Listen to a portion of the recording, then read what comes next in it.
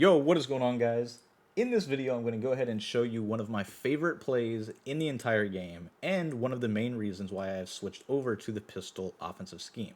Now, before we get into it, I want to go ahead and set a sub goal for this video. What I mean by that is, for me to drop my next video, I'm currently at 851 subs, I believe, for the channel. I will drop my next video as soon as I hit 860. Whether you guys want to see the pistol scheme continued, whether you want to see defense, offense, meta stuff, you let me know. But my next video that I will post will be once I hit 860 subs for the channel. Now, quick, easy little thing. If you haven't already, guys, make sure you hit that sub. Really helps me, lets me know that people are viewing the channel, and it'll get my videos more likes in the future. So, now that that is out of the way, let's get into the actual play and the reason why I want to talk about it. So, we have, when we play with the Chiefs, the biggest player in the game. Tyreek Hill is the best offensive player in Madden, and he has been for a couple years now. Now, he has such a huge advantage in the fact that he's simply faster than everybody, just like in real life. Now, you can really abuse that out of this formation, pistol wing slot. And we abuse this against people that like to run the meta. The meta is generally people audibling from 335 down to 335 wide. That way they have safeties at the two linebacker spots right here. They would have those two as safeties. Their user can be on this player, and they're essentially in a quarter style defense that doesn't get weak boxed. And the reason that that is so effective is the fact that they can run either a Mike Blitzo and have corners guarding everybody, or they could run a cover 3 version, Mike Blitz 3, to where they can dual Mabel. They can have purples and flats to both sides of the field, generally a hook by one of their defensive ends, as well as their user lurking in the middle. So they have the ability to be in really good coverage shells. They also have the ability to cross-man players. So the outside linebackers, specifically when they're safeties, can cross-man, and can cross-man effectively. So that is why 335 wide is the best formation in the game, in combination with the audible down to it from nickel 335.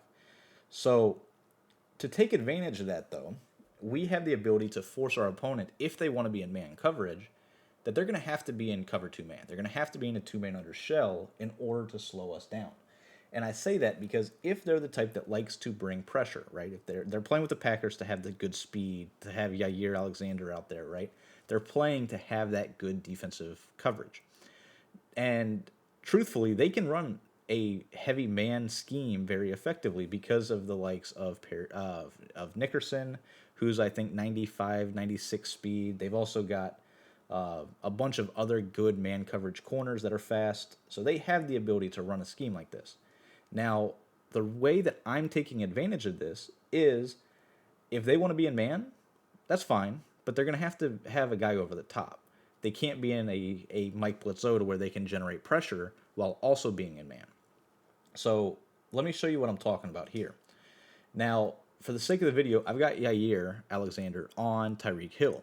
He's the fastest player that has any sort of good coverage shells, or coverage abilities, I should say. So generally, people are going to want him on Tyreek. Now, when we come out in this play post, out of the pistol wing slot formation, we have the ability to simply bomb them every single time. And to do so, it's as simple as putting Tyreek Hill on a streak in this formation. Now, what we want to do is we also want to go ahead and put the outside tight end, or the tight end that's on the side of the receiver over there. We want to smart route him on his post. And this post route, although it doesn't do a great job of beating man when you smart route it, it will flood zone. And it also acts as a nice little pick route that's going to allow our streak to get wide open if they don't have anybody over the top. So to complete the setup of how I run this, I drag the slot, and then I smart route the outside left receiver as well. So the play art's going to look like this. And the reason that I do this is because the streak's going to get open. We're going to be able to lob it over the top every single time. And we're also going to have the backside post, in this case being ran by Hardman, that's going to get open as well. So just to go ahead and show you this, we're going to hike the ball. And first read we're looking for is a simple lob to Tyreek. Simple as that. If they don't have a safety over the top, that's going to be a touchdown every single play. So just to show you how this works and kind of why this works, he's at tight end, right? So you see how if you look at the corners, right, they basically react as soon as the players move, right? They don't wait. They don't stutter and wait for the receiver to get there. However, when they're lined up at tight end, look at Yair. He just kind of waits and waits and waits, and he doesn't actually recognize the fact that he's on a streak until he's even with him. So once he realizes he's got to turn and run, Tyreek's simply too fast, and he's going to outrun him every single time for the rat catch.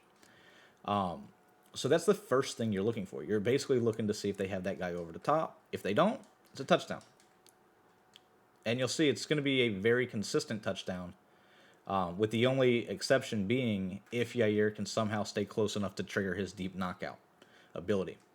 But we're going to go ahead and we'll do it one more time just to show you, and then we'll move on to the other reads on the play. So, see once again.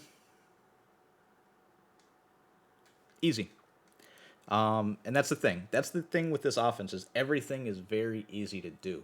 So that's definitely the reason I'm in it. Now, the other reason we like this is because we can go ahead and we can put the outside left receiver on that smart routed post, right? So it looks like that. It's kind of it's a very deep slant, basically. But when you do this, that's going to get wide open as well. So as you can see right here, no, I got sacked from the pressure. Running back didn't block anybody, so we'll go ahead and do it again.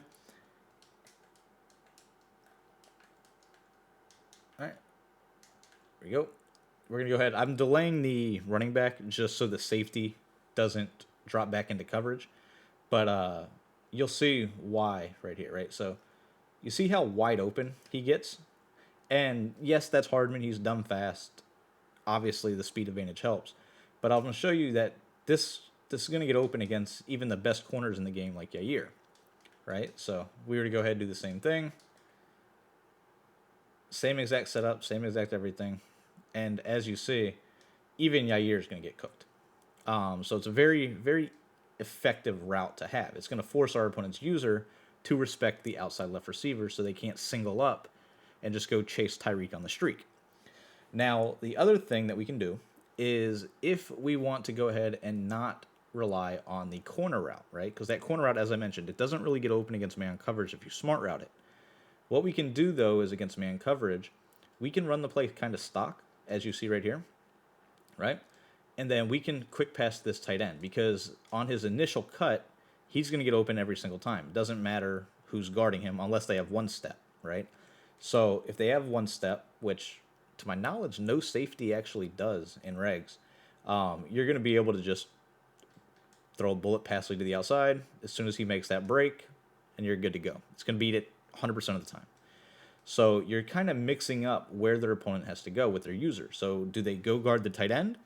If they bite too hard on the tight end and don't turn and run directly back, they're going to get beat by Tyreek, right? They're not going to be able to catch up to him as a user. So you have that option, or you have the option to do a hitch post combo. That's going to flood the zone to the left, while also still giving you the fact that you can just lob the streak. So you see right here, just lob the streak, easy touchdown still, right?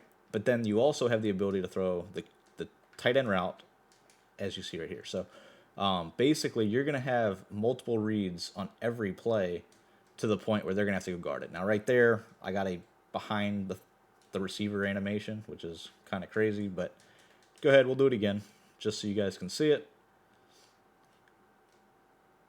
That's going to be what it's like more times than not. If you don't want to go with the post, you can also go with the crosser. Both of them technically get open. So I'm going to go ahead. I'm going to do the crosser right here. This is why I said you want to play with either the Chiefs or the Raiders, because you want the route ability to the tight end, because that's going to help beat the man coverage. And Amos is, in my opinion, the best safety in Madden, or at least in regs, due to his speed and coverage ability. So you have routes to everybody besides the slot, right? And the slot's going on a drag. If you wanted to, you could motion him. Now, the problem when you motion him with this is say you wanted to go ahead and do this combo right here, where you are leaving him on a drag, but then you've got the post to the other side, right? So you're flooding the left. You see how they kind of retreat and shift over? It's going to change how you have to throw the streak to Tyreek. So it does change a little bit, but other things on the play do generally get open, so you got a lot of flexibility in terms of what you can do. Overall, though, it single-handedly eliminates the fact that they can't be in a man coverage blitz. They have to respect deep because you're going to bomb them deep every single play. And once their user has to either go chase the streak, then you have your underneath things open, like the tight end on his crosser or post. You have the outside post to the left, not to mention all the other plays that we have in this scheme. So the simple fact of getting Tyreek at tight end, but the fact that the alignment on this formation is jacked up to where you always have the ability to simply throw a lob streak to Tyreek against man coverage really puts a strain on what your opponent can do defensively, because one call of where they try to get pressure out of man is literally 7 points if you make the right read. So hopefully you guys enjoy. Once again, I'll drop my next video once I have 860 subs on the channel. We're about 9 away if I'm not mistaken. So yeah, you guys give me that number in the comments of this video. Tell me what you guys want to see. We'll make it happen. Catch you guys next time.